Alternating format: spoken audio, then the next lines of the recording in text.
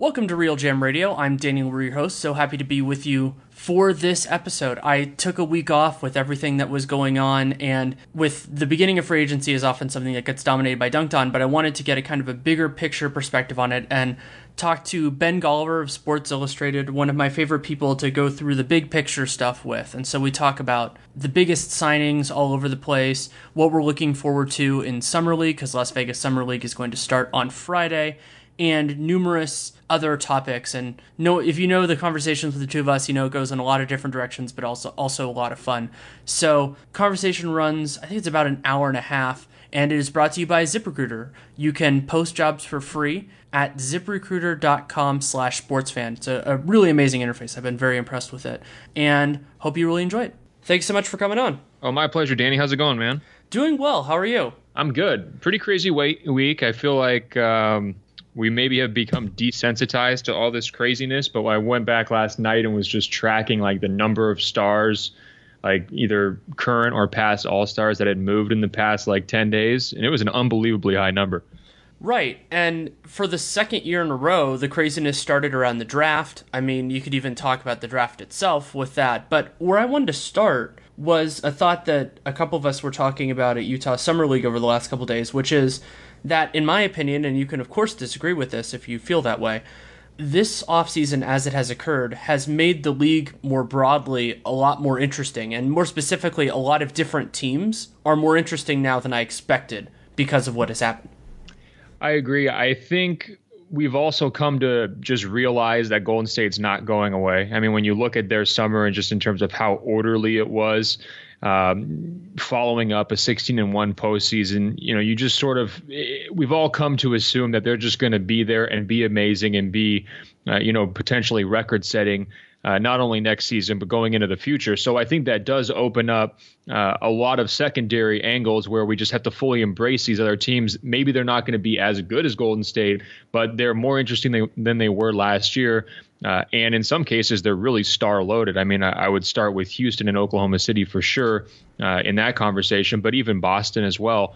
So I think it's kind of a mental transition period of kind of getting used to how good Golden State is, getting used to their potential dynasty here in the next few years, and then also seeing the ripple effects of that, where these other stars are deciding we've got to make pretty drastic moves, or their teams are deciding on their behalf. We have to make pretty drastic moves to get these guys in position to even try to keep up. Then the other part of that I think creates a fascinating juxtaposition is that it looks like, obviously things aren't totally set yet, it looks like the teams that you could argue were the second and third best in the league last year, the Cavs and the Spurs, are largely going to stand pat this year. So you're going to have these other ascending teams that are trying to pass these two teams that stayed pretty stable, that were phenomenal, one in the regular season, one in the playoffs last year. And I'm going to be really interested to see how that all works out too. For sure. I mean, I think if we look back, the Tier 1 team last year was Golden State. The Tier 2 teams were Cleveland and San Antonio. The Tier 3 teams were everybody else. And the gap between Tier 1 and Tier 2,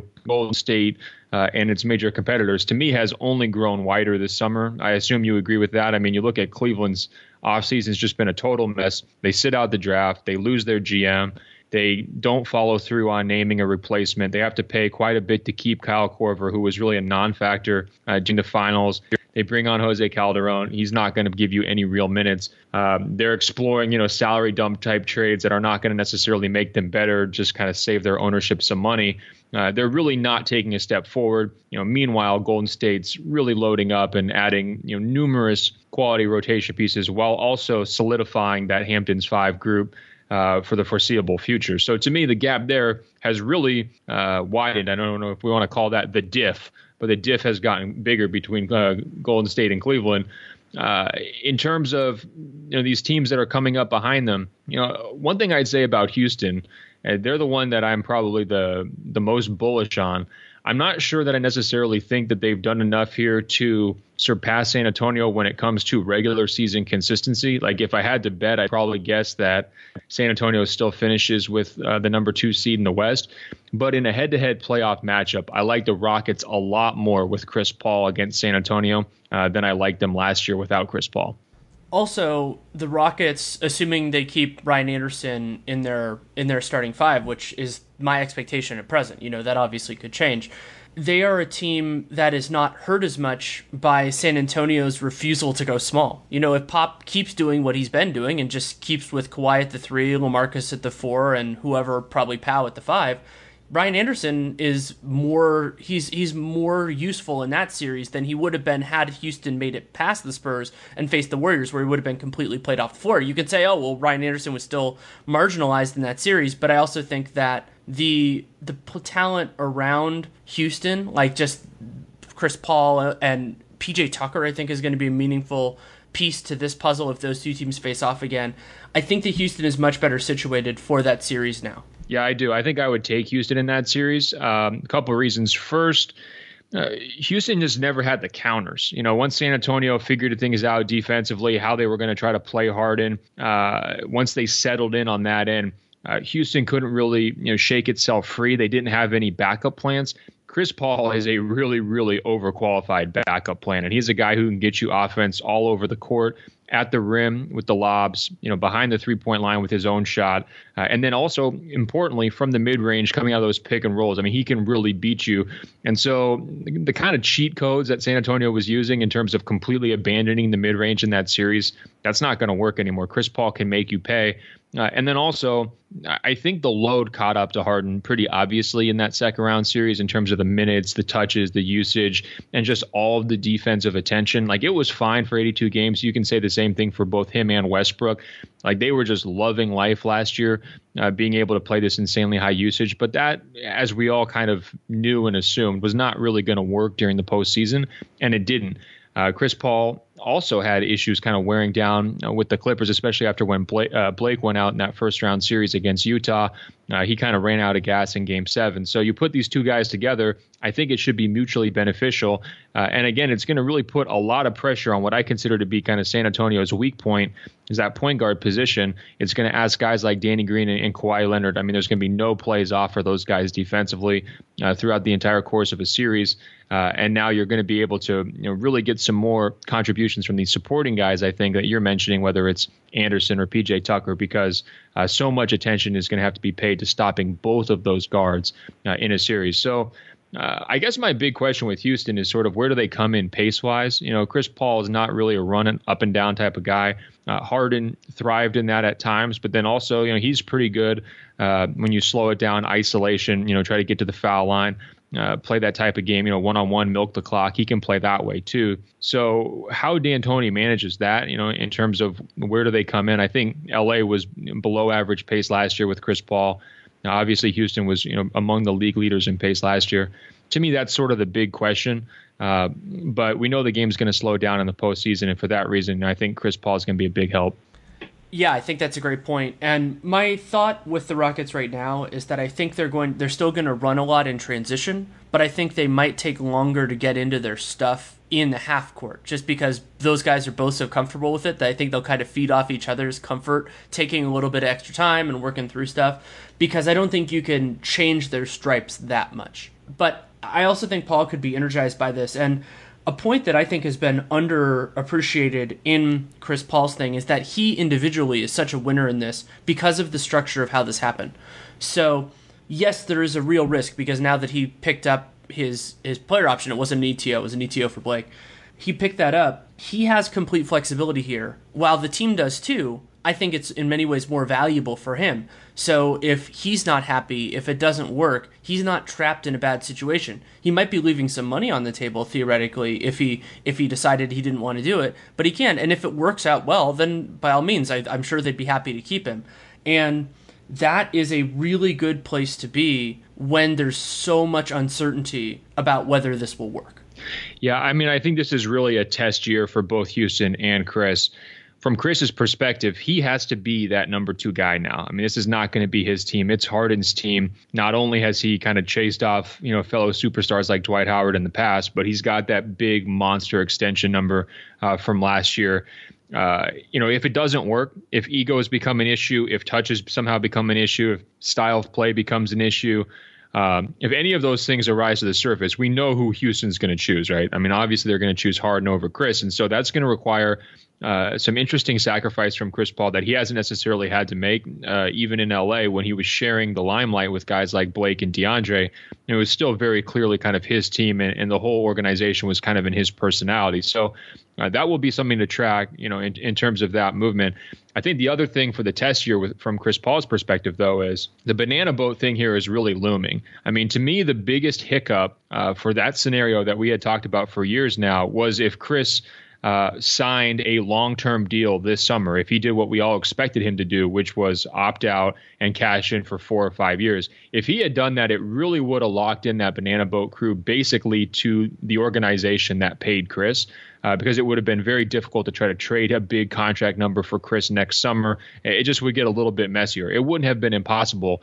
But this version now, to me, is much cleaner because now you've got Chris as an unrestricted free agent next summer. You've got LeBron in the same position. You've got Dwayne Wade potentially in the same position. And now the only hiccup is potentially Carmelo Anthony, where he could potentially be bought out this year. So he could also be in that same position. Or he would just need to turn down a pretty lucrative player option for the following year to kind of team up with those guys as well. And now they're not necessarily tied to any individual franchise. They can pick any destination they want to pick. So I think something like that might have been in the back of Chris's mind when he makes this option decision where it's like, well, I'm going to have a better chance to make the Western Conference Finals in Houston this year. I can see if it works with Harden. If it does, great. Daryl Morey's going to take care of me down the road. If it doesn't, I have a really good backup plan, which is potentially playing with LeBron in destination unknown the following season. And that's a pretty nice, flexible place to be in. It doesn't maybe make up for what he probably wanted, which was, $200 million in an ideal location this summer, but it's still a pretty good place to be. And I think it's a much better place to be than what that Clippers team would have become for the 2017-18 season, because one of the other overarching things that I think is so surprising about this year is that I expected we were going to see a largely similar Clippers team and then potentially a largely similar Pacers team, depending on how they handled Paul George. Of course, it became more likely that they were going to move him as we got closer to the draft. But both of those players now, who knows whether they're going to stay in their current locations beyond this upcoming year, but both of them now become like some of the highest teams in the league pass rankings, at least at the beginning of the year, because we don't know what the heck these teams are going to be. Oh, for sure. I think Oklahoma City, if it works in Oklahoma City, they're going to be awesome to watch. And there's also, I think, a pretty realistic backfire potential there. I mean, Paul George, I've said this before, but Paul George treated the Eastern Conference playoffs like a Gatorade commercial. He's demanding the ball down the stretch, openly calling out his teammates, saying he wants to do everything. And now he's going to a team that's captained by the leader in clutch usage rate basically ever, right? So one guy's going to get to shoot, one guy's going to have to watch. How's that going to play out? I think it's pretty fascinating. And all that tension that used to be there in terms of my turn, your turn criticism for Russell Westbrook and Kevin Durant, I think is really heightened coming into this next season for Oklahoma City between Westbrook and George, because George just isn't as good as Kevin Durant. He's not as good of a shot maker. He's not as an efficient shooter. He doesn't have his deep range. And so, his shot selection to me has always been a question, especially in recent years. He's kind of maybe fallen in a little bit to these Kobe Bryant tendencies of, falling in love with bad shots. That stuff will bite them. And so, how does Westbrook react to that? And vice versa. I think it's going to be really, really interesting to see. Here's one question I have for you on this topic. How likely do you think it is that either Paul George and also maybe Chris Paul wind up being potential trade pieces at the deadline if, for whatever reason, things don't quite work out? Especially in Paul George's case, if I'm Presti, aren't you thinking pretty strongly like you test it out early in the season? If there's butting of heads, turn this into sort of like the Ibaka situation in Orlando last year, where it's like you get something before he leaves, because I think the threat of Paul George leaving to LA is really going to mount the closer we get to next summer. Yeah, I think that in terms of the structural elements, Paul George makes a lot more sense in that, just because it looks so much more likely that he is gone. He could be gone even if it works, just because it's such a different opportunity. He's earlier in his career. This is going to be kind of his prime contract, whereas for Chris Paul, as wonderful as he is, this is largely a post-prime deal. So he's thinking about this process in a very different way. But you also have to remember that Daryl Morey is one of the most proactive GMs in the league. And so if he feels like it's not going to work, if he knows it's James's team, he could make a move too. Because why not? If you think he's going to leave and you're going to lose him for nothing, even though, and they gave up more in that trade than basically any of the other guys. And I'm not criticizing Daryl for this, but they gave up more in that trade to me than OKC gave up for Paul George, or that Minnesota gave up for Jimmy Butler, which we'll have to talk about later. So, yeah, there is a little bit of that sunk cost type thing, but Chris Paul's an incredibly valuable player. So if they decide, hey, this isn't working, I could totally see them moving him too. Yeah, I think it would have to be sort of a worst case scenario where like one of these sort of like D'Antoni, Melo in New York situations where like just for whatever reason they can't see eye to eye on the basketball. We know Chris has very strong opinions about how the game should be played, and we know he's got a lot of self-confidence in his ability as a leader and a lead ball handler. So I'm not predicting that's going to happen. I think if one of the two of those guys gets traded during the season, my guess would be pretty strongly that it'd be Paul George. But it's just the kind of thing that we don't necessarily think about as we're getting used to like the idea of Chris Paul in Houston or the idea of Paul George in Oklahoma City. It's like, well, given their contract structures here, this could be a short-term stay, and it could be even shorter than we think, given the personalities of those executives. Now, of course, they're going to come out this summer and say they're all committed to it. This is, their star foundation that they've been looking for. They want to take care of these guys for a long time, and that's how they should play it. But nothing is guaranteed when you're on these kinds of, short situations. Well, and there's another big cascading effect here, which I don't know for sure that we're going to see, but I'm feeling more comfortable about it than I did a week ago, which is that the move to get Paul George gives Russell Westbrook a logical out for declining the designated veteran extension this year, because he can just say, hey, I want to see how it works out with Paul George, going to see how all this works. And you could see that from a genuine perspective, or you could see that from a game playing perspective of, hey, like originally, if he didn't take that offer, I did a podcast with Royce Young late in the season, basically about the prospect of Russell Westbrook basically writing his ticket out by not agreeing to that extension. I still would feel really uncomfortable if I were Sam Presti, if I were their ownership group, if he does that. But I'm sure that there's some cover given by saying, hey, we've transformed our team. I want to see how it works out. And then that creates a lot more risk for Oklahoma City than they would have had before.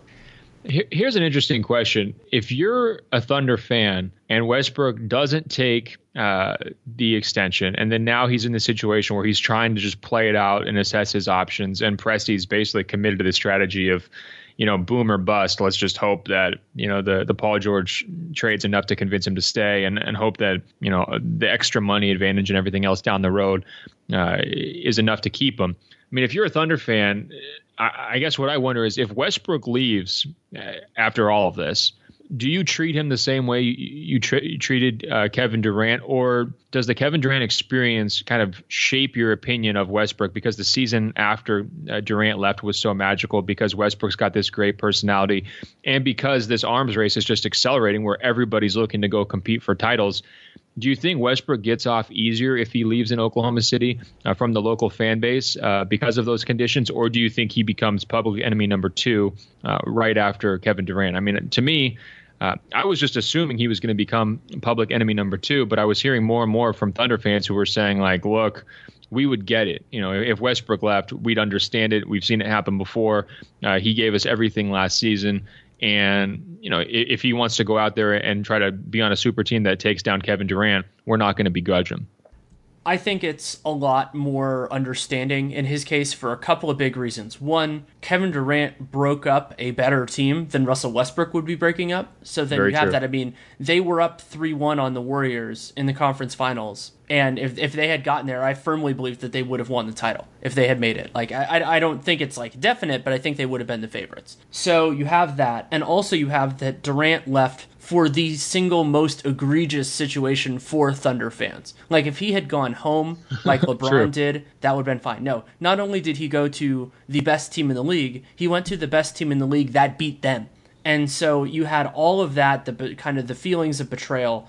Russ gave it his all, and yeah, I'm sure there's certain circumstances that would bother them, but I don't think it's possible for the circumstances to bother them more than with Durant, and then you have all the other ancillary stuff that he gave it his all, won an MVP, probably not going to win a second. I think that Paul George's presence diminishes that possibility, but I mean the MVP race is wide open this year, and so I don't imagine that. I think that he'll, there'll be some frustration, especially if like some of the circumstances that could surround him leaving, like the teams he goes to, could be very frustrating for them, but not so much that they're going to look back on these last 2 years, what will be 2 years at that point, and say, hey, screw that guy or something like that.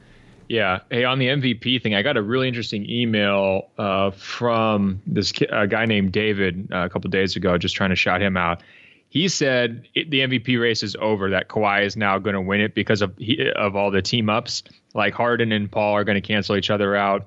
Paul George and Westbrook cancel each other out. All the Warriors cancel each other out. And then LeBron and, kind of fading in his situation, and also kind of loading up with, their big three, where it kind of sets up Kawhi as like the one guy who's going to be on a really, really good team that doesn't have that level of kind of super team help, and it will turn him into this kind of almost a martyr, for voters. I mean, I could really see that playing out that way, couldn't you?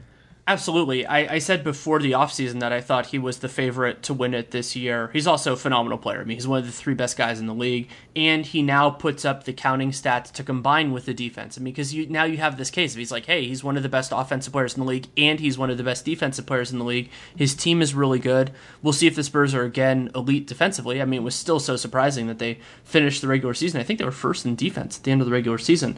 The one thing that I would say to couch that is I feel like this is a year that could open the door for somebody just blowing up and just having a phenomenal year. And I'm not just necessarily saying somebody lower on the totem pole like Giannis, but just somebody having a year like Curry did in 15-16 and just annihilating everything and just being like, oh yeah, why did we forget? Hey, this guy is really, really good. And that those sorts of possibilities, even with all the teammates they have, I think that those possibilities can't be ignored. Yeah, and I think we should probably come back and think about both Curry and Durant too. I mean, yes, they're on a super team, but if these guys are going to put up another 70-win season and one or both of them stays super healthy and they're setting records left and right, that will open up the best player on the best team argument, which kind of fizzled last year just because of Durant's injury and Curry kind of being under the radar. So I'm not willing to just give the trophy to Kawhi, but I do think that's going to be a really powerful narrative that's not going to take very long to emerge, because you can just hear people saying right now, it's like, look who these guys have, and Kawhi's carrying LaMarcus Aldridge, like, it just sets him up in this sort of superhero mold where, and also he's kind of due, I mean, the fact that he's slowly worked his way into this conversation, worked up the totem poles, kind of feels like it's his turn. I could see all of that kind of coming together for him pretty well. Well, and the way the Spurs have handled this offseason, and I can't say whether it's a good thing or a bad thing because we need to see what they do with their remaining flexibility, is that they've kind of set it up for that because they committed to Patty Mills, a wonderful player, but more of a low usage point guard. Tony Parker is going to be out at least for the first part of the season. Who knows how long he'll be out. And then probably DeJounte Murray is going to be their other one. So they're going to be putting a lot of their offense through Kawhi. So his usage is going to go up. His efficiency, if it stays remotely the same, is going to be quite good. I mean, he's a remarkably efficient guy. So I could totally see that argument for him. And if they end up doing something that's less conventional, I think that he will get the benefit of a lot of that. And I think that a narrative that could happen, you and I talked about how we're not sure whether the Rockets and the Thunder and all those teams are going to beat the Spurs in the regular season, and that's another narrative that would work to Kawhi's benefit, is if you get into that point of, hey, look at all these teams added, and they're still not better than the Spurs. Yeah, for sure. There's no question. I mean, if they're a 60-win team and they're the 2 seed, that you're going to have this consistency of excellence, Spurs kind of hype train, building up, and I could definitely see that. So when you look at these top 4, how would you rank them in the West in terms of the home court advantage seeds? I mean, obviously Golden State 1, I would assume, but who do you have at 2, 3, 4 right now? So I would lean right now. So we'll start with the regular season because I think regular season versus playoffs are 2 very different conversations with this group. And regular season, I think the Spurs are probably number 2 because they have no adjustment. For the Rockets and for the Thunder, this is going to be a big shift. And with the Thunder, you could say, oh, well, they could be very similar to last year, except for the whole Paul George might not be cool with that. element of this. And Oklahoma City's offense, even with Paul George, is probably still going to be inconsistent enough that they'll lose a couple of games that they shouldn't. It's just one of the hallmarks of this team. Like, you think about those Westbrook comebacks, and they're fabulous, but a lot of them were against bad teams. Like, one of his definitive game was against the Magic. They were losing to the Magic in Orlando, and he had this big comeback, and they won. So for sure, those sorts of things are going to be there. The Spurs are just going to beat all the bad teams constantly, and then they'll mix against the good ones. The X factor there is the Rockets, because I think if it works, it'll work really quickly. And they actually have a fair amount of continuity in terms of system and all that. It's just going to be how quickly does CP buy in and all that. But, I mean, their personnel turnover wasn't as big as I kind of thought it was going to be. If you had told me the Rockets got Chris Paul, I would have thought Ryan Anderson's probably gone, Patrick Beverley, who is. But Nene's back, Capella's back, and the also underrated guy in terms of all this. I've been a fan of his forever. Clint Capella could have a truly special year this year for a guy with his skills. He's not going to be an all NBA guy to be, but like offensively, if he can get a little bit of that DeAndre Jordan in him, people could be like, oh my God, where's this Clint Capella been? Because that's what Chris Paul does. Yeah, his life's going to be really, really easy. I mean, it's going to be a dunk parade, no question. If I had to go 1, 2, 3, 4, I go Warriors, Spurs, Rockets, Thunder. I think the biggest gap is between the 3 and the 4. I still think Oklahoma City is quite a bit behind Houston. But then I think the biggest gap is between 1 and 2. Oh, I agree. Sorry, I meant between 2, 3, and 4. Okay. Yes, in Golden State, everything I said earlier about them expanding their lead over Cleveland is also completely true for their matchup with San Antonio. And I think that's part of the reason why San Antonio is just kind of taking it easy this summer. I don't think they're giving up. I don't think they're like completely punting. But I think that they're realizing that spending now or shaking things up or trying to add a superstar now, it wouldn't be enough. I think that's sort of guiding their decision. Why I'm a little bit surprised that there hasn't been as much murmuring about Aldridge, other than what sounds like it's coming from Aldridge's people. Because if you feel that way, and maybe they're just waiting for a team to actually make them a good offer, but if you feel that way, you don't necessarily need him to be that team. I mean, they would probably be worse in the regular season, but they could do that, but that's also an option during the season. He becomes functionally an expiring contract. I think everybody expects him to opt out. So maybe they approach it in a different way. But if they're focusing on 2018, which is the right strategy for them, especially because Kawhi is so much younger than a lot of their guys, which gets lost in the shuffle a lot. Like, he's a lot younger than Patty Mills. He's a lot younger than Powell. I believe he's a couple years younger than LaMarcus. So if you want to build around him, you're probably turning over half or more of their roster. Yeah, and it does seem like they've kind of just tied themselves to the Tony Parker thing as well. It's like they're not going to act like a ruthless organization. At least that's the vibes that I'm getting, and they're just going to sort of keep him in a fairly prominent role and keep paying him for as long as he wants to do it. And when you can continue to win 60 games with him kind of in the mix, fine. It's hard to argue against that. But I do think that kind of limits them to a pretty meaningful degree in terms of like totally turning this into a Kawhi show. As long as he's kind of there cashing, 8-figure checks, they're not really going to be in that super efficient, super like ruthless contender mode. And I think that they're okay with that trade-off. I mean, that's kind of how the San Antonio does business. It is. And I think they could come to him if he wants to come back for 18-19. They could come back to him and say, hey, you can come back, but it's going to be at a lower salary. It's going to be at a reduced role. And I think he'd be cool with that. And this could also be the year, depending on how his recovery goes. He'll turn 36 during the playoffs, where they could end up, if he doesn't come back as he's hoping, just do the combined goodbye for Manu and for Tony. Though I think Manu's just going to keep playing it by ear at the end of every season. That's just the way it feels. But like this could be really the final hurrah for those teams, and then it becomes the transition, kind of like from David to Tim, of another kind of ilk of great Spurs teams.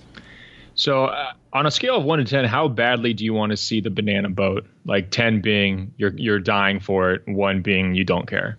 Well, I think that the banana boat, all 4 of them together, I actually don't think that team is as competitive as some other combinations of it with players. So like, for example, if you could give me Chris Paul and LeBron on the Lakers, yep, without the other two, or if the other two take mid-level or something like that, of course that's fine. that team I think would be better than all 4 of those guys and like some 5th guy somewhere else. Like it's just I don't think, because they're all so ball dominant and their jump shots are waning with time, that I think, other than LeBron, who for whatever reason just keeps shooting better because he's a robot. But I think that it would be problematic, but it would be so much fun. Like basically to me, they would become a really fun sideshow that has a lot of upside. Like I'm not going to write off their possibility of winning a title together because that team has LeBron James and Chris Paul, and there's so much talent in that foursome. And also you'd be sliding Melo and Wade into roles that are more fitting with their current talent level, and and with guys they would actually defer to for the first time in a while. I think in general of the concept, the excitement factor for me, it's like a 6 out of 10. However, if we can get the banana boat in San Antonio with Kawhi, I'm now up to like a 10 or 11 or 12. Then it becomes like a 15. Yeah. Because that's how good a team has to be to challenge the Warriors. Yeah, and like I think that could be a real thing. Like, yes, Melo and Wade are sort of tack-ons here. But if your big 3 next summer is like Aldridge is out of the way, Manu retires, your big 3 is Kawhi, handsomely taken care of contract-wise LeBron, and Chris Paul maybe sacrificing a little bit. And then you've got Wade and Melo on cheaper contracts with some of the other assorted role guys, kind of always hanging around San Antonio. That is an awesome 2 seed in the West for the following year. That is something that I'm super duper excited. And I would want to watch every single game they play just to see how Pop uses these guys. And to see how, Kawhi and LeBron play together. This is a dream scenario, granted, but this is the dream scenario that I've got for the future. Because otherwise, I don't know how we put together a team that's really that interesting to keep up with Golden State. So that ties in with something that I'd been thinking about a lot, which was for the hot minute where it looked like both LA teams were going to have a bunch of cap space next year. I had started thinking about how all those dominoes were going to shake out. I didn't talk with you. I talked with Bontemps about this. And so basically my idea was there were 4 max slots between the Lakers and Clippers before they re-signed Blake and Gallo and all that stuff. So I was thinking there, going, okay, so depending on what happens, there are probably like 6 or 7 guys that are available for those slots. And I started thinking about, well, how do they fit? How do they prioritize? And remember, it's not only the guys that we've discussed. DeMarcus Cousins could be a possibility for one of those max slots. There are numerous other guys that could potentially fit in. And so I was starting to think about, well, how is this going to go? And what happened was, when now the Clippers are basically out of that for reasons that are very frustrating to me, it really, the places with max spots that are actually potentially competitive teams, it's basically San Antonio and the Lakers. And both of those have their own selling points. But I think that opens the door for some truly fun possibilities depending on who moves and who wants to stow together. And I think this is going to be a lot of stuff that doesn't necessarily involve the GMs. It's going to be these players just figuring out how they want to configure this. For sure. How are you feeling about Lakers management a couple months in? It seems like the competence has been restored. Mostly. I think that they gave up too much to get rid of Mozgov's contract. It's like it's this weird circumstance with that trade. I've thought about it a lot because it's so unusual, because it's not a salary dump, because they dumped salary. Of course, that was a big part of it, but they also got back a first-round pick and a really good player. So it's not fair to discount the Brook Lopez and the first-round pick part of this and just say, hey, they paid D'Angelo Russell to dump Mozgov's contract. So you have all that, but then at the same point, the present value of Brook Lopez on this Lakers team is extremely limited, especially when you basically say it's impossible to re-sign it because they're using this money unless basically everybody says no. And in that case, you basically have the same option that was going to be there before. Lopez, a California kid, I think was born in the LA area and then grew up in Fresno. So I think he would be amenable to that if the Lakers ever had the money. So I think they've been better. It's hard to be worse. But the rubber is going to meet the road, not necessarily with the max guys they try to get next season, but with how they handle trying to clear the space. Because Jordan Clarkson, Julius Randle, and Luol Deng, they're probably going to lose 2 out of those 3 in order to make it, if they want to get 2 max spots, which I absolutely think they should do. How much they have to give up to do that is a huge, huge, huge question. Yeah, and I trust these guys to make those calls, though. I mean, I think the D'Angelo Russell trade, to me, it's like pretty cutthroat. That's not the type of move that you make if you drafted a kid. Like emotions just factor into it, and you're afraid to admit your mistake. I love that they did it. I didn't have a lot of faith in him. I didn't think it was going to work between him and Ball. I think he could potentially turn his career around somewhere else. It just wasn't going to happen in LA. I think there was just already too much. They had already kind of spoiled him in that situation with the coaching issues, with just the market and all the other distractions that go along with it. He needed a fresh start for him, and I think they needed a fresh start from him.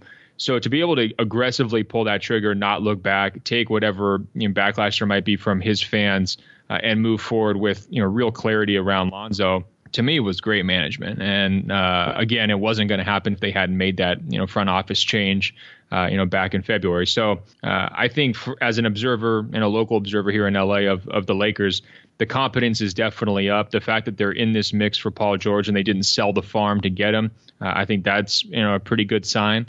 You could see this alternate reality where all the Lakers young prospects go for Paul George if Jim Buss is still making the calls. So that's good to see.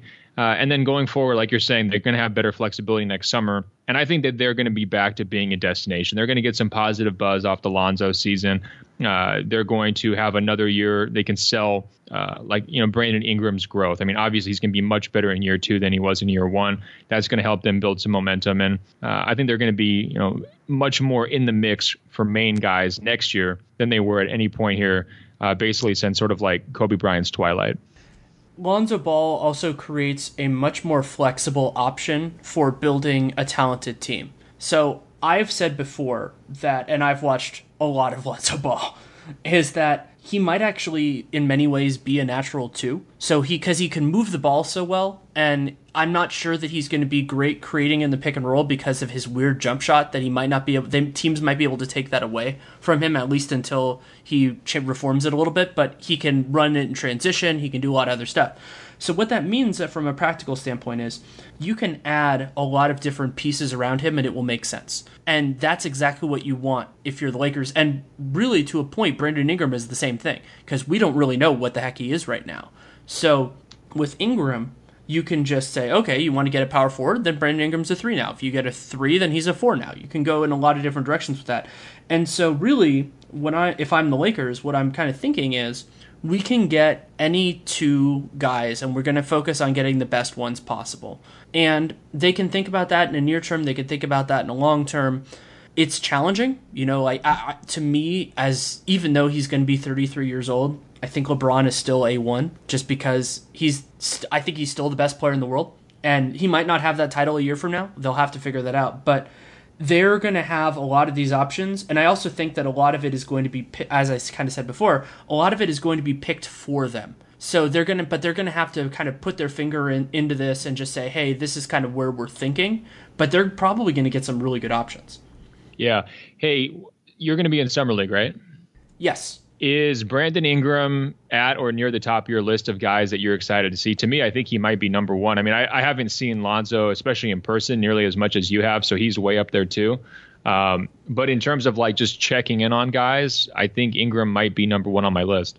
Yeah, of guys that are, well, also consider I'm recording this in Salt Lake City right now. I just saw Markelle and Jason Tatum. Oh. So they're not as high on my list now as they were a week ago. So yeah, I would say Ingram, Lonzo are both really high on that list. And also for me, just because I'm a big fan of Dennis Smith. Dennis Smith is going to be one of the few guys who has the possibility of starting on a good team this year. Like, that's not really a common thread for a rookie. Like, Malik Monk is going to play on a good team, but he's going to be a backup. And, unless he really kicks ass and then he moves into the starting lineup. But Ingram and Lonzo, their success, as crazy as this sounds, their success in Summer League might affect the arc of the NBA for the next, 5 years. Because yeah. That's what happens when you play for the Lakers. And I remember back, I think it was Bob Voulgaris tweeted out something about which team, this was a year or 2 ago, he said which team that did not make the playoffs is most likely to win the title. And a bunch of people were saying, and this is I'm sorry to add salt to the wound of the city I'm in right now, and a lot of people were saying the Jazz, because that was the year where they just missed the playoffs. And I said the Lakers. And the reason I said the Lakers is partially as a Northern California kid, my theory that things always work out for them. And I think that's going to be true, but those guys need to show that they are affirmative parts of that as opposed to being parts that can be moved to accommodate that. Yeah. I mean, for me, Ingram had a real big ceiling, right, when he came in, and that's why they drafted him. I mean, there was, thought that he was sort of this prototypical forward scoring guy who's going to be able to get there. We didn't see a lot of it. We just saw so much struggles during his rookie year. I mean, everything looked difficult. Maybe he came on a little bit towards the end, but it wasn't easy. I mean, it was just a really tough road. So how does he have chemistry with Lonzo from day one? I mean, are those two guys just natural fit? And then if so, is he able to unlock this really fun, really exciting, really athletic and multidimensional type game that everybody was hoping for out of college? If he's able to do it and he's just like dominating summer league, which is totally a possibility, you're right. I mean, the hype's going to go crazy right off the top. Maybe Lonzo winds up kind of wedging his way into a lot of that hype just because he's got the profile thanks to his father's, amazing marketing ability. But the idea of like these guys actually have a core, which to me hasn't been there these last couple of years. They had young pieces, but that wasn't really a core. If we come out of summer league in 2 weeks and we're saying, look, Lonzo and Ingram, that is the basis of a future playoff team, a future, contender 3, 4, 5, 6 years down the line, that to me, I can see that happening. I can definitely kind of envision that. But I can also see that being the type of thing that you're saying, which has huge repercussions for free agency next summer and for, some of these superstars who are looking to, find a nice landing spot. Before we move on, I want to take a quick moment to tell you about ZipRecruiter. At this point in my life, I am not in the position to really filter through and try to find new employees, but that was a really big stress point in a lot of my prior jobs.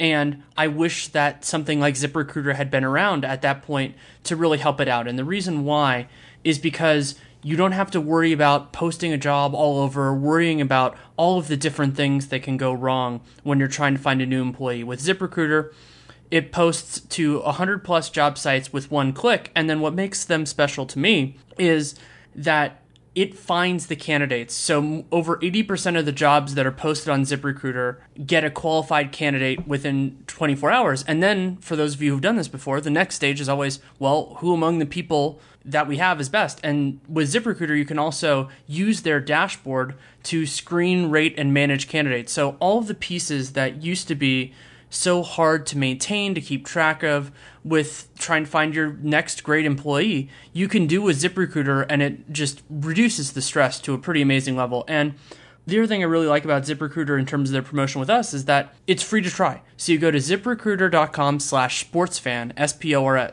sportsfan, and you can post jobs for free. You can see how it works for you. I've been very impressed with the interface. I originally dealt with it, of course, as an employee, actually, when I was trying to find jobs before I found what I do now. And it was a wonderful interface, and I was really impressed with it. And then the employer side is even more robust because it has to be, because you have to filter through candidates and everything like that. So again, you check it out, ziprecruiter.com/sportsfan. Now back to the conversation with Ben Golliver. It's pretty amazing. Granted, the two of us can often get on LA tangents just because of our not geographic stuff, just the way we think about the league. We've gone through this entire podcast so far without talking really about Jimmy Butler or Gordon Hayward, two other all-star, all-NBA caliber players who changed cities in the last week. So, in terms of the Jimmy thing, to me, Tibbs' interest never waned, right? So it was kind of a matter of when, not if that makes sense. It was kind of always going to happen. But the question also was just the terms of the return package. How much was he willing to give up to make this thing a reality? And even you saw with the Taj Gibson contract, I mean, to me, that was, I think it's fair to say, overly generous. I mean, not insanely terrible, but probably more than it needed to be to get him. And I guess one of my concerns with Tibbs being in that role in Minnesota was he was just going to throw everything at his favorite guys, Jimmy being up there, Taj being up there, and then the worst case scenario would have been Rose. And it seems like he's resisted that at least, so that's good. But if you're a Minnesota fan, I think you've just got to be elated in terms of the departing package, what was involved in it, how little it's going to wind up affecting their ability to win next season. I mean, I think Jimmy comes in and boosts them into the playoff picture in the West, and the pieces that went out, there's not a lot of slide back in terms of the immediate impact on winning, if that makes sense. And so for Minnesota, their duo, Jimmy and Towns, and I think Wiggins still has to kind of prove it here. And I hope his response to the addition of Jimmy is to model everything that Jimmy does off the court, because he needs to get more serious about his game and more serious about progressing and filling out what he's able to do. He definitely needs to get a lot more serious on the defensive end in terms of his impact there, especially off the ball too. So he can learn a lot. Hopefully he responds to this development well. Hopefully, Thibodeau just kind of locks those two guys together during training camp, and all of a sudden they've got kind of a cloned Butler, in 2 years down the road. I mean, that would be the best case scenario. But the Butler-Towns duo, to me, that stacks up pretty well with almost any duo that we've been talking about, whether it's Westbrook and George or Harden and Paul. I mean, to me, I might rather have Towns and Butler in terms of their positional complements and their skills than those other two duos that we spent so much time talking about earlier. It's true, especially because Towns has so much more room to grow. I think there's a very legitimate chance that he is the best guy in the league 2 years from now. Probably more in the 3 to 4 year range, just because it always takes time to figure it out, and that gives more time for the other great players to age out of their primes. But he's special in that way, and I think he's offensively, his ability with the ball in his hands is very underappreciated. I'm not sure Tibbs is going to use it that much, but I think the biggest, you call it a frustration in certain ways, in other ways it's a positive, about this offseason has been the idea that, for me, on the personnel side, Tigers haven't changed their stripes. So Tibbs got an absolute heist there, and he had the possibility of making a really interesting team that could maximize. Like, if you think about, even if you're treating Wiggins as being a part of this future definitively, and if I were running the team and had full control, I'm not necessarily saying that, even though he has a sky high ceiling, just because I think he's a little bit duplicative of Jimmy. That it could work out really well, but I would want to see how it goes. Anyway, that's an aside. Tibbs then went back to his old stalwarts, got Taj Gibson, a very talented player, but another big in their army of bigs. And then Teague is a good player, but he doesn't really shoot that many threes. He doesn't really fit that kind of new age NBA. And so I had this little fleeting hope with him that he was going to take the year where he kind of went around the league and learned from a bunch of different coaches and realize the way that I played I did this was outdated. I need to move into the future while incorporating my philosophies, but just in a different approach, kind of like Pop did after they lost to the Suns. Go in that direction, and basically what he said was, "Nah, I'm good." Yeah, he leaned back on what he trusts, which is a very common coaching thing. And now he's got the horses, so maybe it will work a little bit better. I don't think we should underrate Jimmy here. I mean, his advanced stats last year were insane, and he was carrying a really bad, ill-fitting roster around him. I mean, their on-off numbers in Chicago with and without him were just insane. I mean, they were like Brooklyn bad without him, and they were still able to squeak into the playoffs with him. So now you're giving him some real talent to work with. I'm not the world's biggest Teague fan either, but he's a heck of a lot better than Chicago's point guard options last year. And so I don't know. I'm thinking Minnesota makes the playoffs. I know there was a whole like secondary arms race between like Denver and Minnesota and even Sacramento, like some of these teams that were on the outside looking in last year, trying to boost their way in to like the 6, 7, 8 range. But I'm pretty confident once things shake out that all of the hype that was building around Minnesota last year will be much more appropriate this year. I agree with that. I want to continue with the Tiger changing its stripes theme. I'll go back to the West playoff picture in a second. But I think that's also what frustrated me so much about some of the star trades that happened was in the Chicago move, Chicago got back a bad collection of assets for the talent that Jimmy Butler is, partially because they were impatient. I mean, he has 2 more years under contract. It's not like they had to. This wasn't a Paul George situation where you have to get something for him before he's gone. And because they have a front office that has an outdated, flawed way of thinking about the league. And I hated that trade also because it didn't incorporate new information. So Chris Dunn, talented player, a lot of guys were really high on him in the draft, and that's justified. I wasn't as high on him at that point. I actually really liked him. I think it was after his sophomore year where I thought the point guard stuff was going to come together. I didn't like him as much then. So you have all that, but they didn't trade for Chris Dunn in 2016. They traded for him in 2017 after he had a disappointing season where a lot of the stuff that you hoped would work didn't. His defensive potential is still there, but the idea that he's going to run a successful offense is a much harder case to make now than it was a year ago.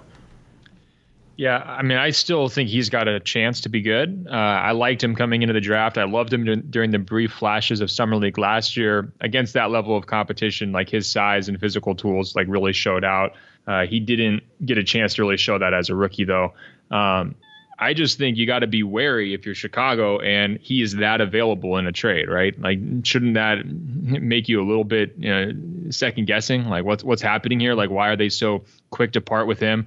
And to me, like the other pieces in that trade all kind of had big question marks too, whether it's Levine and Markkanen, all of them. I mean, I just don't see what Chicago is trying to put together at all here. I mean, do you think that these pieces fit cohesively, or are they just trying to make the worst possible team? I mean, why hasn't Wade been, bought out? I mean, that seems like that should be a move that happens, but, Chicago is probably going to drag that one along and try to squeeze him for money. I don't know. I mean, I think if I was a Bulls fan, I'd be really cynical and really turned off by the entire chain of events. Right. And this goes into an idea that I've had for a long time, which is if a team needs to rebuild, why are they going to keep the same GM that caused them to tear it apart in the first place? This isn't a circumstance where you brought in like Kiki Vandeweghe and Vandeweghe is put in the spot and says, hey, we need to rebuild this team. Like those sorts of circumstances happen, of course. This is Garpax building a team that was massively messed up and losing that for flawed people. And now you're saying, hey, great, now we're going to have a bunch of cap space and all this kind of stuff. Like, let's keep the same guys doing it who basically destroyed what was a good team. And that's a flawed decision. And the point with Levine, and I've gotten a lot of crap with him, which is funny, another Bruin, that needs to be made here is, one, the ACL issue. We don't know exactly what he's going to be. And two, he's about to get properly paid. A big part of what makes successful NBA teams is having guys that are assets on their contracts. Boston is probably the single best example of this. That's how they were able to make Gordon Hayward happen this summer, was that they have all these guys on below market contracts, most of which because they signed before the cap spike, and also because Danny Ainge did a really nice job negotiating. I mean, Jay Crowder's contract, even though I'm not as high on him as a player as I used to be, his contract is still one of the best in the league.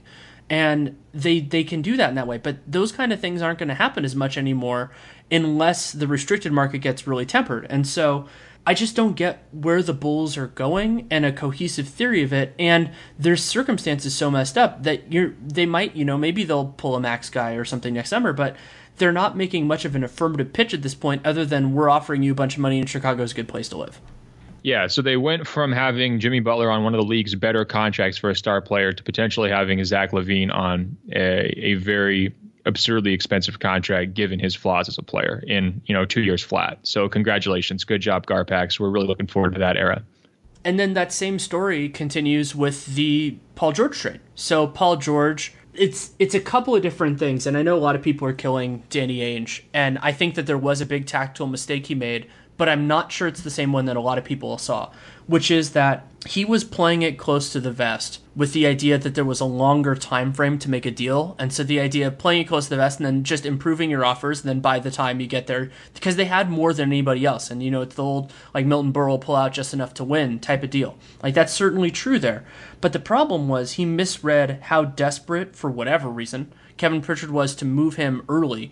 And so Pritchard, in the same way that other teams could have made what I would consider a better offer for Jimmy Butler, he accepted a really flawed offer for Paul George. And a lot of that goes back to them overvaluing Victor Oladipo, who is already properly or even overpaid, and treating him as an asset and Sabonis, different Euro big.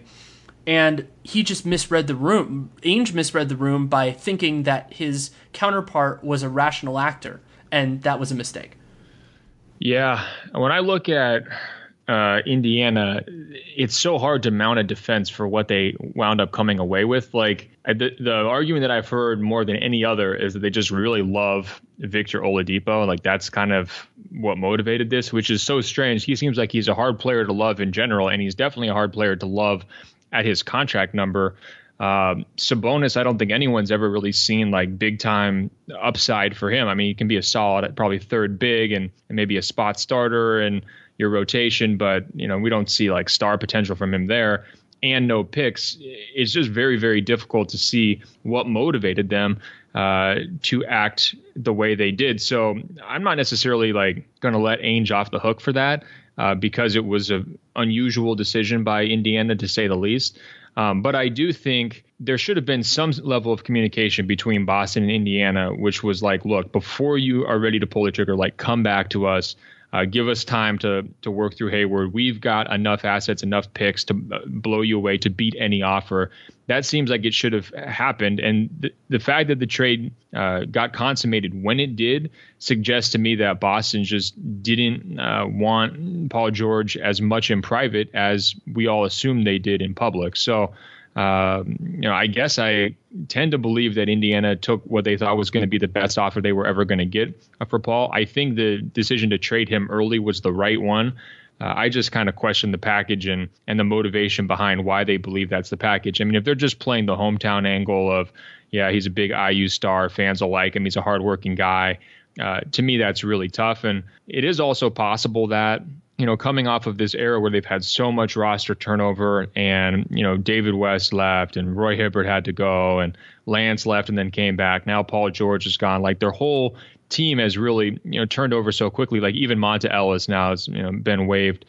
It could just be that they wanted guys they knew were going to be in town. Like you can count on Oladipo playing out that contract. Where is he going to go? You can count on Sabonis being there because he's on the rookie deal. And maybe they were just so desperate to have kind of building blocks to kind of keep a core group around Miles Turner together to kind of grow with him that they decided, look, we don't even care if we're getting, real plus talents back. We just want guys who are going to be here.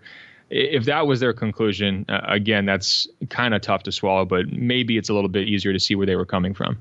It's even harder because a lot of what they could have gotten back were draft assets, which have exactly the same certainty. I mean, other than having to actually make the picks, and I wasn't the biggest fan of TJ Leaf, just somebody who, another guy that I know reasonably well. But yeah, they're going to have to figure this out. And I worry that if they underperform relative to expectations, really the only way that they're going to get better is, unless they overpay free agents, is by drafting really well. And they're going to have to do that. And who knows, maybe they will, maybe they won't. But they're in a tough spot. And like Nate Duncan and I on Dunked On a couple days ago, spontaneously, we went through the Eastern Conference and basically said, what if these teams has a realistic shot? Like basically that you can see a reasonable path for them to win 55 games, like make a conference final. So like become a very good team. And there are probably about 7 or 8, maybe even closer to 10 teams in that conference that right now it's really hard to see that. And sure, the draft will help some of those, inevitably, but it won't help everybody. It won't fix all of these problems. Yeah, I don't know. I mean, I think if I'm Larry Bird, I'm glad he's out. I mean, he made the right call to bounce. And, sometimes some of these decisions for these teams trading stars, it really boils down to kind of like stubbornness in the front office. I mean, I think that's really what happened in Chicago. I think those guys were just like, we can't make it work with Jimmy's personality. We're going to choose Fred over Jimmy. Now let's just auction him off. In Indiana, I think their decision was, we gave everything we had. We tried and failed multiple times to retool this thing around Paul George. Now he's about to leave us hanging out to dry. And in Larry Bird's case, it was like he just went home. He took his ball and went home. And so that didn't put necessarily his successor in the best negotiating position, I don't think. And they certainly missed some opportunities along the way. I think both those teams did to get a greater return in the trade. I guess if we're looking, though, in like alternative history, how could they have played these things better? Do we have any examples of real success stories? Like even like the Chris Paul situation where he yes, was. We do. Okay, well, let's hear him. Darren Williams. Okay. Darren Williams, they kind of saw that the writing was on the wall. They traded him. That was a year and a half, right? That was a year and a half before he was going to be a free agent. I believe so. And they got a great return. Melo, but the funny thing about Melo, I was talking about this with Sean Hyken when he was working on a piece about the Jimmy Butler trade, comparing it with other star trades. There's something else that you see as a common thread between those two trades, is It was major market teams that were more desperate than they should have been. But really, I think that's the secret to trading in the NBA now, is just trade with somebody who's desperate or who's not good at their job. You know, like when you look at the best and the worst trades in the NBA, they almost all fit this realm of it's like a good GM, a capable guy, trading with someone who doesn't know what they're doing. Like the Bargnani trade, that was Masai Ujiri against the messed up Knicks. Or the Serge Ibaka trade was Rob Hennigan trying to save his job, Sam Presti doing a magnificent job. Like, all of them are this same basic pattern. You don't really see those heists with the good teams. And maybe that's a part of the problem with some of these, is just that there are more competent GMs out there. Yeah, I think also the players have kind of wisened up and they're playing a bigger role, and they're not allowing themselves to be traded to those, backwaters or those, horrible franchises. And maybe they've realized that market isn't necessarily as important in some cases as, structure of the organization and talent assembled and fit and all of those things as well. So, what did you think of the Chris Paul return? I thought that was, not terrible for the Clippers. I mean, if we had rewinded a month and said, Chris Paul is going to be gone, what do the Clippers look like? It could look a lot worse than where they're at right now. At the same time, I don't totally love where they're at right now. But the fact that they were able to get that deal together, to me, was a sign of pretty good management. I thought it was a fabulous deal for the Clippers, which is why I got so frustrated with what happened next, because I thought that first of all, I believe that the package they got back was better than what Indy got for George or what Chicago got for Butler, which is incredible considering the circumstances are so different.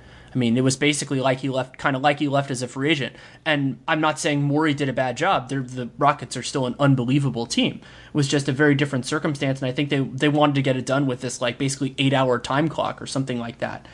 And so to me, what that did is it set the table for them to really transform this team. My assumption had been that, maybe DeAndre stays, maybe DeAndre leaves. You kind of want to treat that as a fungible piece. So now you have all these cheap guys that are on reasonable contracts, Patrick Beverley, Decker, Lou Williams, and a bunch of cap space. So, hey, play the 2018 game. Like, you guys are going to be a really desirable market. Maybe you're not going to get the best guys because maybe those guys will go to LA, maybe to San Antonio, but there are so many on the market then that you can do well. Instead, Doc Rivers did a Doc Rivers thing. He committed to guys that he kind of knew could work and that he knew would fit into their system in Blake, which I'm sure was also a Ballmer move, and then Danilo Gallinari.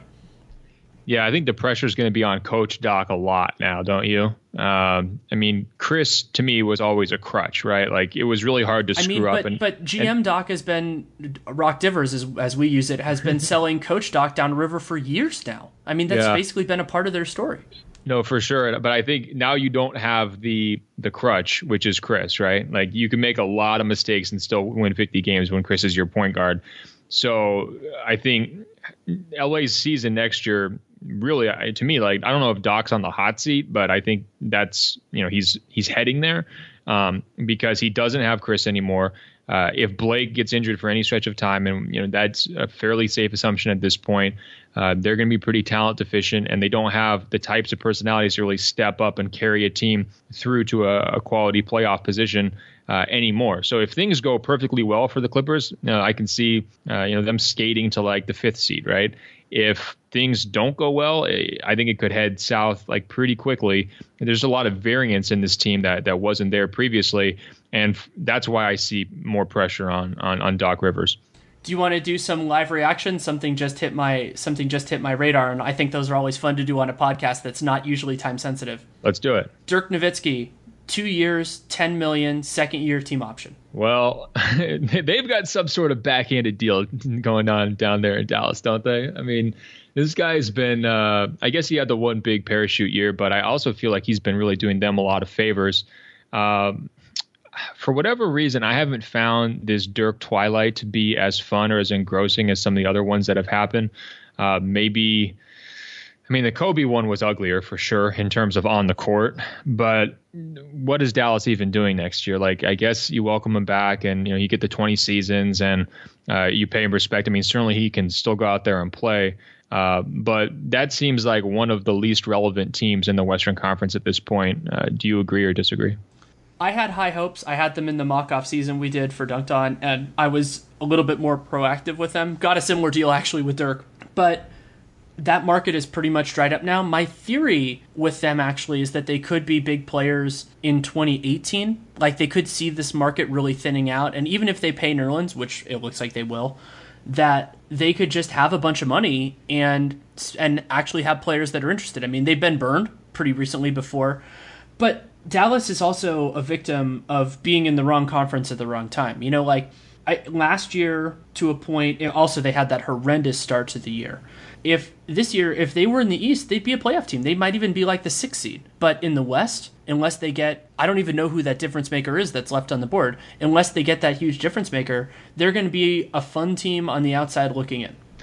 Yeah, for sure. I mean, I think we can say that about a lot of these teams. I mean, you might have 12 teams in the West that, if there was no conference alignment, you might have, 12 West teams and 4 East teams in the playoffs. And to me, that's a problem. It's been a problem. I'm not sure I'm ready to I've advocated in the past just sort of to get the conversation going that they should get rid of the conference alignments and just take the top 16 teams. You know my opinion on this, right? What's that? I've been top 16 since 2010. I put it out, and then I have the more revolutionary idea that the top team should be able to choose their opponents. And that probably won't happen, though it did happen in the D-League a few years ago, which was really fun. But the other frustrating part about it, I guess it's maybe also being a West Coast person, is that people say, oh, well, what about the travel? And I say, the Western Conference already has that travel. It's just that the East doesn't. You can, and we have had, series of a team in the Pacific time zone playing Memphis, playing New Orleans. Like, that's not that different from a team playing Charlotte, from a team playing the Knicks. So it would be hard, and there would be logistical challenges with it, but I just think I think that it's the most fair way to do it also, just because it creates a better product and it creates a much greater incentive for teams to fight throughout the regular season. I mean, you're not going to see good teams coast late if they know the differences are that stark. But in the current system, they can game it a little bit, and then the incentives are lower. Look at what Cleveland did. Cleveland, yeah, they pushed after the All-Star game, but at the end, they're just like, whatever. Yeah, which of these teams do you see as being playoff teams like in the top 16, right? Atlanta, no. Indiana, no. Chicago, no. Miami, I don't. None of the other teams that were in the lottery last year in the East. I guess the one maybe would be Milwaukee. And they might be able to squeeze in there to go along with Washington, Toronto, and Cleveland. Let's be unambiguous about this. So Cleveland, Boston, and I would say Toronto, barring injuries, are in. Like, though they would make a top 16. I feel that Washington would also be in. I feel pretty comfortable about that. I think, of course, health permitting, they would be important. And then everybody else there are some possibles, like significantly possibles. I would say the Bucks would have a decent chance. Miami would have a decent chance, but I wouldn't feel definite at all. But the more impressive part of it is how many teams would basically be out. It's like Orlando, Brooklyn. In that circumstance, probably Philly, unless Joel Embiid plays, the Knicks. Like, they're just a bunch. Indiana, Chicago. Like, basically half the Eastern Conference is out on, almost half of it is out on day one. Yeah, no question about it. And if you flip that and go to the West, like, how many teams are definitely out? I mean, you can say Phoenix, LA. I'd put the Kings in there. But you could probably make a case that everybody else deserves to at least be considered. Yeah, like Dallas would probably be in the same group for me with like Philly, where it's an outside chance if everything goes right. I like Philly's upside better, but their injury history is so much more terrifying. And they also, like Rick Carlisle, I just always give his teams a 3 or 4 game bump over where I think their talent level is. So that might put them in the range. Yeah, I also think, we've talked about disparities, other disparities for all-stars. I think the all-star ballot should eliminate all positions. I think we are at that point where we shouldn't say even front court and guards. I think we should just go, everybody's the same. And I also think that we should eliminate conferences too from the all-star game, at least for next year. I think your ballot should be to vote for your top 10 guys and then figure out how to divvy them up once they've been selected and once the coaches have sort of filled out the rosters. But to me, that is really going to be a joke, because I think I actually did this as a thought experiment. I put together a first team all-star team for the West and a second team all-star team for the West. And I think the West second team at this point, 1-12, would beat the East's first team 1-12. That when you're tying things like contracts and other things to that kind of a recognition, I think we just need to scrap the conferences from there. I can understand why the playoffs, it might be more of a holy grail. You don't want to touch them and mess up with the history. But for something like the All-Star game, I mean, it's definitely time to get rid of conferences and get rid of positions. Right. And I've made that more of a focus now just because I think the playoff thing is not going to change in the near term. But All-Star, they totally should. And it doesn't affect, thankfully, now the designated veteran, designated rookie stuff. They took that out, which is great. They absolutely should have done that. But it still matters. I mean, it's a part of legacies. It's a part of the Hall of Fame considerations for most of these guys. And so that stuff matters. You know, I don't think we should ever discount it, even if the game almost always is terrible. We shouldn't discount the importance of being an all-star. And I mean, think about the probably the poster child of this. Well, there will be a better poster child this year because we're going to see some great players miss the game. But Mike Conley. Mike Conley now is basically locked in to being the greatest player in NBA history to not make an All-Star game. And yeah, that's a for shame. sure. Well, and I'll look at another way too. Like, does it indirectly affect contracts? So let's take a guy like Drew Holiday right now. Of course, he's negotiating against one of these idiots that you've mentioned, who, you know, you're always trying to get into a trade scenario, or if you're an agent, you're always trying to kind of get him into a contract talk. Does Drew Holiday get the contract this summer that he got from New Orleans, even though they were desperate and over a barrel and had to pay him and didn't have any other options, if he never makes that one All-Star team, right? Like, don't you think that inflates his value in that conversation? Because they can say, look, when healthy, he was an All-Star. Yeah, and it just gives you this certain level of negotiating. It's like a benchmark, you know. It's like, well, you're paying for an All-Star. This is what you're going to have to pay. That doesn't seem fair. It doesn't seem right. But it seems like, to me, that kind of thing does wind up factoring into where these dollar figures come down. It certainly does. And it also affects things like, I'm sure part of the reason teams do that is because they can sell that to their fans. Like, hey, look, this guy made an All-Star team and he's young and he's good. And also, Drew Holiday's kind of a complicated circumstance just because he had that team so severely over a barrel and they have such a long history of trading picks that was basically their only other option if they lost him. So even though the point guard market is thinned out, I guess they could have brought back Darren Collison, which would have been kind of fun.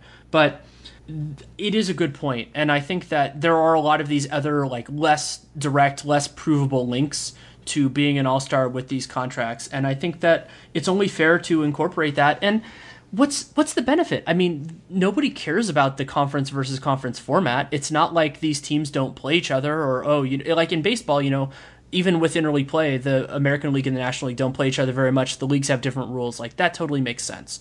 It's still a little bit weird, but it's way better. But in basketball, there's no difference between the sport. It's the same rules. It's the same league. It just so happens, and it's not even geographic. I mean, to a point. I mean, you have teams like Memphis and New Orleans that are further east than, I believe, than certain Eastern Conference teams, but just because of the history of it, it's still the way it is. For sure. And the All-Star game's broken, too. I mean, now's the time to experiment. Like, that was not an entertaining game to attend last year. The best part by far was DeMarcus Cousins basically getting traded during the game.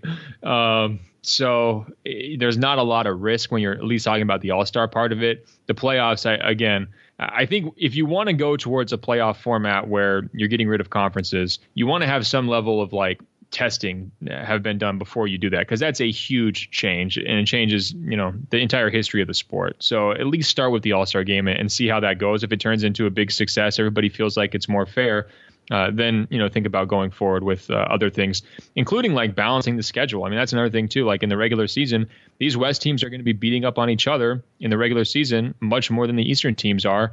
Your win totals are always kind of skewed by conference disparity every single year. I think this year, more than most, that will be the case. That's another place where you could try to take steps towards, you know, a more equitable solution. And people often think about that at the top, but it's going to become more relevant at the bottom, because you can see Western Conference teams, like the bottom, those few teams that we said are basically out of the playoff mix. It's going to be easier for them to fall to the bottom, and maybe they get better draft picks, and then they're the ones who end up getting the guys that, you know, the guys that the Eastern Conference needs so badly. And that's sort of what has happened with some of these, you know, with Towns and some of that. Like, the teams have fallen off a little bit. Some have also gotten lucky. But that'll be a little bit different this year, just depending on what happens with the Lakers pick, because no matter what, it's going to an Eastern Conference team, and we don't know exactly where they're going to be. I think they'll be better. I mean, Brooke is going to help them a lot. But the other guy I wanted to talk about, at least a little bit, because I'm just such a big fan of his game, is Paul Millsap.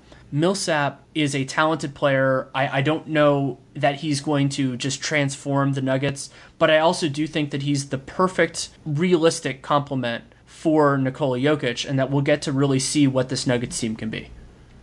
Yeah, I mean, I thought, that CNN line that's about like today's the day Trump became president or whatever. To me, Monday or Tuesday, whenever that deal went down, was the day that Tim Connelly finally became Nuggets president. Like, that guy's had his job for a while and really not done a ton of substance. He's made a couple of nice, intriguing draft choices for sure. He had a couple of contract extensions, kind of creative contract extensions. But otherwise, his trade's very forgettable and, nothing really to write home about. And he just really wasn't that guy. I mean, to me, that Millsap signing was sort of like the best moment of his career, basically, by a long shot. Maybe he's more proud of some of the home runs they hit in the draft, like, getting a guy like Jokic. I mean, that's kind of a badge of honor among executives. But if you want to compete, if you really want to be anybody in this league as a front office executive, you got to land talent in free agent negotiations. And it's set up perfectly for him. Atlanta basically decided they changed direction. They didn't want to bring him back. Not a lot of other teams had the room and the need to match that kind of a contract offer. But I thought it was such a big leap forward compared to like their Dwayne Wade pursuit, where they should have had no business in that at all. It really made no sense for them as a franchise and would have really backfired had they landed him. To now, instead of getting this like ill-fitting shooting guard who's aging and not really going to help you that much and kind of get in the way of your young guys like Gary Harris. Now you get this perfect fit, 4-5 fit with Jokic. You get him on what I consider to be a reasonable contract. I mean, they didn't have to really pay that small market tax to get him. There wasn't like that fourth year at some crazy number. And on the contrary, I thought it was a pretty flexible deal. They didn't have to give up any of their young guys in a trade like that Kevin Love discussion that was going on. I mean, certainly you'd rather have Millsap and Gary Harris than Love and no Gary Harris. So from all that standpoint, this was like, to me, like I said, the biggest win of Connolly's tenure. And they're very interesting. But the scary thing is, I don't know if you add an all-star player like Millsap, one of these kind of underrated all-around talents, if that's still enough to bump them up, given the other moves that were made. But it does make them a lot more relevant. We wouldn't be talking about them if they hadn't done this move. And we haven't been talking about Denver sort of on the national scale for a solid 3 or 4 years now. So I don't know if that means they're going to sell a bunch of tickets off of this, but it does mean that they're a much bigger player this week than they were last week. Yeah, I think that's certainly fair. And they have so much young talent that can really improve. I'm a big fan of Jamal Murray. Gary Harris is a big talent. And so they can figure a lot of this out. I also thought it was hilarious and a little bit frustrating. I'm guessing they didn't see the Millsap thing coming, considering a week before they traded for 2 power forwards who don't really make that much sense with Millsap. And then the whole, of course, the Mason Plumlee trade, but that happened months before. I mean, it's totally fair that they wouldn't have seen that coming. But Denver, I think, figures in to this, what I think is going to be just this morass of fascinating teams that I'm going to watch a ton of in the West that are going to be, like basically the general rule is going to be if they're healthier than their opponents, they're going to have a real good shot at it. And if they're not healthier than their opponents, they're going to have troubles. So like I would have Utah in that mix. I would have Portland in that mix. I would have the Clippers in that mix. I think Minnesota's probably a little bit above it, just like Oklahoma City is. Well, not just like Oklahoma City. I think OKC is better. But like those teams, maybe Memphis, I don't think so. New Orleans and Dallas are in that mix as well. Like I could honestly see any of those teams making the playoffs or missing the playoffs. Yeah, it's going to be so tight. I mean, that bubble is now just really, really expanded. In terms of their front court, like if they bring back Plumlee, that'll probably not be that expensive given how the market's gone this summer. And they have Lyles behind Millsap. They got Jokic. I mean, to me, the piece that doesn't make a ton of sense at this point is Fareed. But if that's your 4-man rotation, those 4 guys that I mentioned, is that horrible? I mean, I saw a lot of people kind of freaking out about, they got so many different guys there. I think moving on from Gallo was the right move. If they can find a Fareed trade or they just de-emphasize his role, the rest of that group seems like it fits together fairly well. I mean, you got a little bit of everything there. Yeah, I really like the rotation. I like it top to bottom. It has too many guys, so you could handle that a couple different ways. Like, for example, I think they should really seriously consider moving Will Barton, just because, not because he's a bad player, but because he doesn't make sense with kind of where they're going. Basically, they need to figure out one guard and one power forward, to me, is kind of the way, or one big, and just move them and ideally get something better. But they don't have to do it with urgency because those guys are values on their contracts. Fareed, I think, is pushing it. but you just kind of hold ground. Their team is not going to be expensive this year. They're going to be closer to the cap than the tax, from what I can tell. And they'll be expensive next year, but somebody's going to get desperate and probably want to trade for Farid, even though I think it's a mistake. That's just the way this always works. Yeah, and going back to the bubble conversation, I think the biggest losers from the first week of free agency, Utah, obviously, no Hayward, that could seriously alter their prospects next season. Portland, because they were capped out and stuck and just didn't do anything, so they're just praying that Nurkic turns out to be that guy he was for the month down the stretch. And then Memphis, losing guys, not really adding any talent, being a year older, and having those guys with injury histories in the past. I mean, all three of those teams are suddenly vulnerable after making the playoffs last year, and there's a lot of teams gunning for them. There certainly are a lot of teams gunning for them, and going back to your hometown, I want to give Paul Allen a lot of credit, because when they made those horrible, horrible moves last offseason, I was already talking about how they were going to have to give up assets to get rid of those guys. And the best thing for them, especially when they ended up with 3 first-round picks, I was going to say the best thing for them is to take their medicine, eat at least one more year of those contracts, and then maybe you think about moving them later, you do that. It looks right now, this could change, but it looks right now like that's exactly what Paul Allen's going to do. And that's painful. I mean, this team is almost as expensive as the Warriors, and they're a fringe playoff team. I think they could, like their ceiling is high. Their ceiling is, probably like the 5 seed, but then their floor is low, like a lot of these teams, just because everybody else is so good. And so kudos to Paul Allen for basically saying his openness to spending is what created this mess, and basically it was the best way out, and he was okay with it. Yeah, I kind of wonder if he got talked into it by Neil O'Shea, because I was going along with the idea of like, oh, you're always going to be able to dump the contracts, one way or another. Somebody's going to want these guys. And this has played out pretty much worst case scenario for them. And I'm wondering if the reality has totally hit Paul Allen yet. Like, I wonder if they're going to get to the trade deadline. He's going to see his team, back in that 6, 7, 8, 9 range again in the West, realizing, fully realizing how expensive his roster is going to be. And if there's going to be a panic moment. I don't know how they get out of it. I mean, so many of these teams that had the cap space to potentially take on their contracts and, pocket a draft pick for doing so, they seem like they've kind of dried up, right? Like, isn't that one-sided deal market much more difficult to navigate right now than maybe we thought it was going to be, based on where the cap figure came in and based on, how spending worked out? I don't know. Like, they're running out of options, aren't they? Aren't they almost stuck? And that's why I wonder, could this blow up on them? I think that's possible. The answer to your last question is yes, it absolutely could. What we could start seeing there are 2 variants that are actually more logical than a true salary dump, and that we haven't seen as many of in recent years, which is, one is trading a guy for a player who is on a better contract, but still not a good contract. So like, this would be trading, like let's say the Magic, instead of trading Vooch for somebody who is, maybe at a different position or something else, they trade him for somebody who is on a worse contract, but they get an asset in return. Something like that. Like, I think we're going to see more of those trades. This is also similar to the Corey Brewer, Lou Williams first-round pick deal that the Lakers and Rockets made, which I think was in some ways mutually beneficial. I think that worked out reasonably well for both teams. The other one is the idea of, instead of trading a guy into cap space, you trade somebody for somebody with a shorter contract. And I think we're going to see some of those where maybe they can't trade Evan Turner or Myers Leonard for nothing and, give up a first or 2 to make that happen. But maybe they can trade those guys for somebody who makes similar money and is similar quality for a year or 2 less. And then at that point, they can give a smaller asset back. I think we're going to see some of those trades moving forward.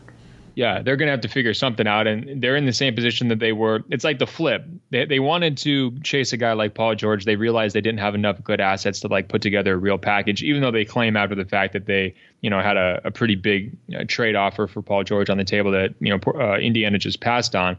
But now they're also stuck with so many uninteresting assets that they're going to have to compromise one way or another on whatever the sell-off trade winds up being.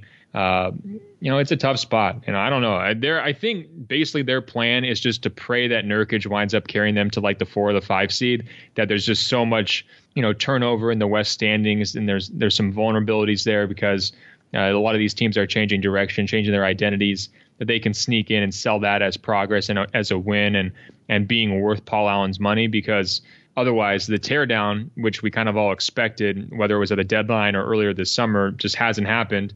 And those contracts only look worse by the day. I mean, Evan Turner's continues to look terrible. Allen Crabbe, compared to what some of these shooting guards are going for this summer, it's like completely out of whack how much money he made. So it just gets tougher and tougher, and those look more toxic by the day.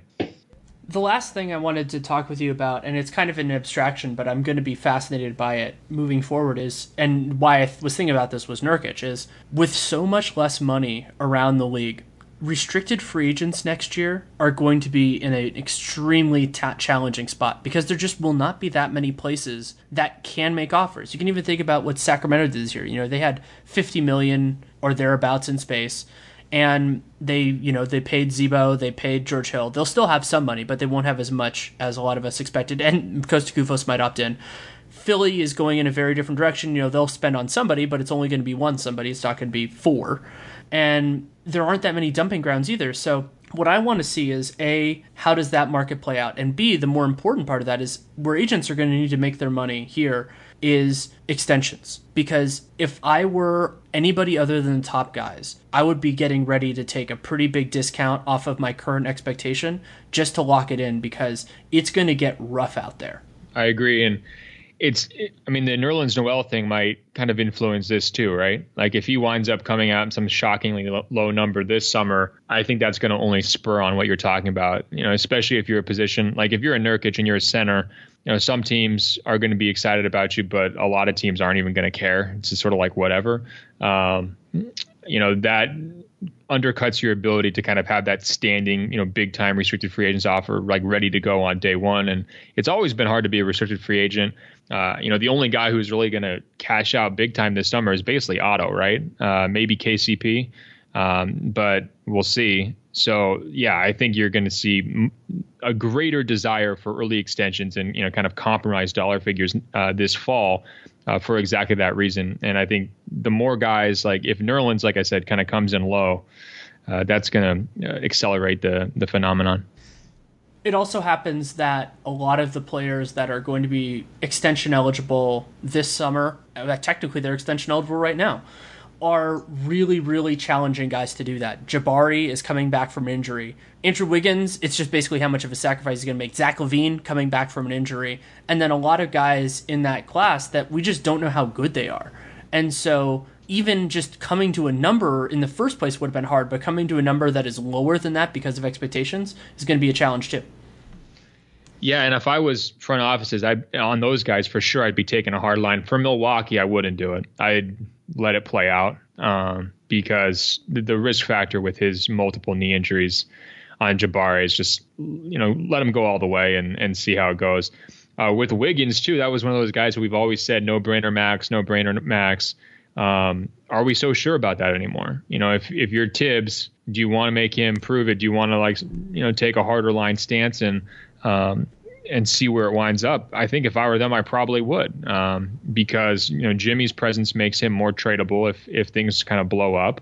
And the worst case scenario is, he hits the summer and there is one team waiting for him and ready to go all in on him. And if that's the case, you still have the ability to keep him. So I don't know. Yeah, I think, and they can make a max qualifying offer if they want to without any sort of implication there. What the Bulls did with Jimmy. The guy that I've been thinking about the last couple of days, especially with the turnover that's going on with the Jazz, is Rodney Hood. Hood is a good player, but he hasn't definitively proven it. The expectation now has to be that he's going to start this year. But if he's better as a 2 than a 3, they just drafted Donovan Mitchell, who is not there yet, but looks good. And so, what's going to happen with him? Those type of guys, not really the best. I mean, we could spend an hour talking about what the hell you would do with Joel Embiid, but it's going to be such a challenge this year in a way that we haven't seen in a long, long time, if ever. Yeah, what would you do with Joel Embiid? I mean, I'm almost in this mindset now if I'm a team where I'd be really strongly thinking about just waiting it all out. What's the downside? Other than, I guess, ruffled feathers. Well, yeah, with Embiid, I would be asking him to take a huge discount. Basically the idea, because if he has another year, if he has another healthy year, like basically whatever happens in the next 12 months is so valuable as information. The only way that I would ever give that up without it is if he takes, like, I'm talking 8 to 10 million less than his maximum, like that sort of thing. And I am one of the people driving the Joel Embiid could be a superstar train. But the reason is just his injury history is terrifying. And so if he takes 15 million per year, yeah, of course, no brainer. You do that as many years as he wants. But if he wants 20 to 25, because like his max is probably going to be somewhere around 25, hell no. No, I'm not going to give him that money right now. I'm going to wait this year and be ready to pay him his full max. But even with him, the uncertainty is so important that I would even consider like losing him for nothing is a worthwhile thing, just because you would be doing that with the knowledge of what happens. Yeah, I mean, this is a major shift that I think we should be highlighting here, is like when franchise guys or supposed franchise guys like Joel Embiid and Andrew Wiggins are both, for their own reasons, kind of giving you pause at just rushing to hand them as much money as possible. And yes, with Embiid, the health issues definitely weighs over everything. But at the same time, like, his ceiling is so high. How well he played last season was so amazing that he was an automatic max guy, during that run. The fact that the market has changed enough where you even feel like you can negotiate with these players, or you should negotiate with these players, rather than just, backing up the Brinks truck. That's a major development, and I think we're going to really start to feel that, if not now, then by the time we're getting to those contract talks, come October, when they usually go down. So we'll end this with a very quick thing. We're here on July 6th. Vegas Summer League starts on the 7th, and then free agency is still going on. What are you looking forward to? Who are you looking forward to seeing, and what moves are you still anticipating? Or want to see what happens? Yeah, I really think we've gotten through the fireworks. So I guess I'm now just sort of kind of limping to the finish line in terms of free agency. And like, there's going to be some moves and various guys signing here and there. We might have one more eye-opening trade. Carmelo is a guy to kind of maybe keep an eye on, but past that, I think the major stuff has been done. In terms of what I'm looking forward to in Las Vegas, it's always the rookies, because I don't watch a ton of college basketball. So locally, I'm very excited to see what Lonzo can do. I love that pick for LA. He's at the top of my list. Like I mentioned earlier, I think Brandon Ingram might be because Ben Simmons isn't going to be there playing, I think Brandon Ingram might be sort of the headliner of the entire thing. Like, if there's going to be someone who really jumps forward and kind of makes a statement, you would hope it would be him. But past those guys, I usually just have an open-minded approach. I just want to see all the lottery guys, really get a chance to look at them for the first time. Remember a couple of years ago, it was Porzingis who just popped, from Summer League just right off the bat. So you're always kind of hoping for, someone who maybe you haven't evaluated previously in person to be that guy who jumps. But past that, Fultz is also a guy who I've been hearing some pretty good things out of that Utah camp, and maybe you can speak to that. But he's another one where I want to see it in person, show me. And that's just kind of the fun of Summer League, though. Yeah, I think that you got it right on there, Summer League. In terms of free agency, what I'm looking for now are the restricted free agents. Nerlens, KCP, JaMychal Green, Simmons, Tim Hardaway, like those type of guys. What happens with them? And then who takes pay cuts to play for the good teams and who tries to hold out for a little bit more? I think those are going to be interesting, even though the Warriors are close to done. Cleveland still has some stuff to figure out. And then the elephant in the room that we haven't really talked about much, and I don't want to get into it now, is just, does it keep looking like it's looking right now, where the table is kind of being set for LeBron to maybe leave after this season? Yeah, that is one good one. I mean, does Cleveland get desperate? To me, they're huge losers here from the first week of free agency. They're just trying to hold the fort together with these 30-plus guys who are just not going to impact the finals at all. LeBron knows that better than anybody. The dysfunction of the front office is just something that a guy like LeBron will have no time for. You look at how many businesses he runs and operates. He knows good leadership. He knows good management. Certainly he can't be feeling like that's what he's been backed with right now in Cleveland, given how their summer's gone. If they're not better entering the season, that's a huge red flag to me. And so how do they address that? Do they get desperate, or do they just take their lumps? Either way, I think that is really risky in terms of being able to keep LeBron. And for all of those reasons, they are definitely a team to circle here over the next month. Well, thank you so much for taking the time. My pleasure, Danny. Always. Take care. Thanks again to Ben Golliver for taking the time to come on. You can, of course, read him at Sports Illustrated, and you can follow him on Twitter at Ben Golliver, BenGolliver.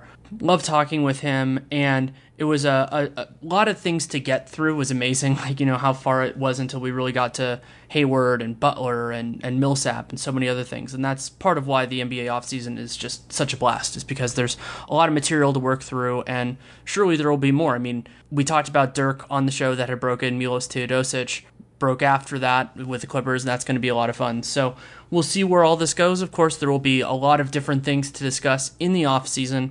I am going to, as of now, bring back the division capsules. That's what I call it. So it is an off-season review, regular season preview, probably with 2 guests for each one, as long as I can pull it off. And I really enjoy those because I try to get different perspectives, and then they can bounce off each other and bounce off me, and there's a lot to go through. So I don't know exactly when those are going to start, but at some point, and that'll be 6, and then there are plenty of other things to discuss. I'm guessing I'm going to do one on Summer League once Vegas Summer League ends or is close to the end.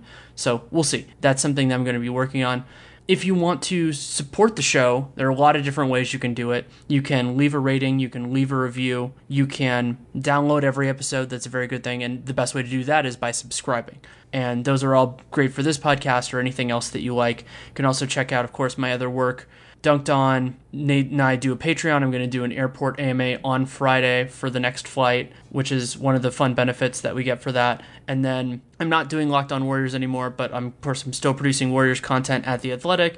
And then regards to free agency, I have material at The Athletic, at a couple things at SI, Sporting News, and then Real GM as well. And I brought back the CBA Encyclopedia. I wrote a piece. I'm working on 2 more. Chris Reyna has a piece out on tampering, which was also timely and was very good. And so you can check all that out. If you have any feedback on the show, good, bad, or indifferent, at Danny Leroux on Twitter. But the far better way is DannyLerouxNBA@gmail.com. If you take the time to write it, I will take the time to read it, but I do not promise the time to respond. I am very busy. One of the things I'm doing is I'm actually in the process of editing my book. So that is the next 3 weeks of my life is going to be everything else and that. So it's a fun process, and that's really what's going on. So thank you so much for listening. Take care, and make it a great day.